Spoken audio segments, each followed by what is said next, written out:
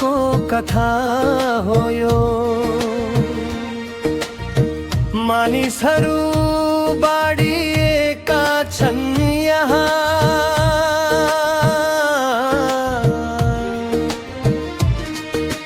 जात धर्म झण्ड महलले अझै पनि मन बाडिएको समाज छ यहाँ।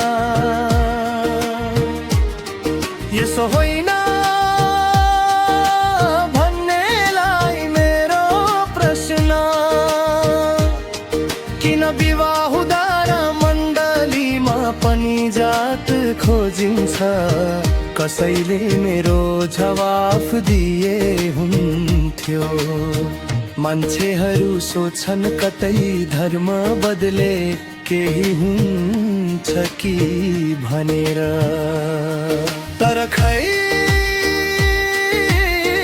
आज पनि मेरो सोच बदलेको छैन। हिजो भन्थ्यौ मन्दिर, आज भन्छौ चर्च। हिजो भन्थ्यौ व्रत, आज भन्छौ उपवास। हिजो भन्थ्यौ दान, आज भन्छौ भेटी।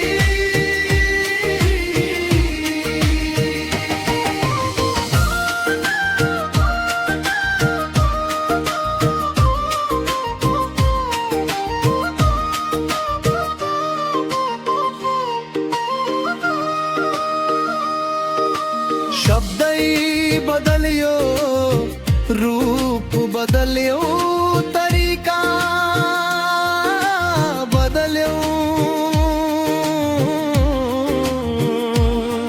तर जीवन कहिले बदल्छौ? ए नेपाली हो, जीवन कहिले बदल्छौ? यसुले त राज्य भन्नु भो, तर मैले खोजे धर्म। धर्मकै सोचबाट आएको मैले बनाई छाडे क्रिस्चियन धर्म। वचनको शिक्षा भन्दा यहाँ शक्ति र नामको कुरा हुन्छ। राज्यको कथा भन्दा यहाँ धर्मकै अभ्यास हुन्छ।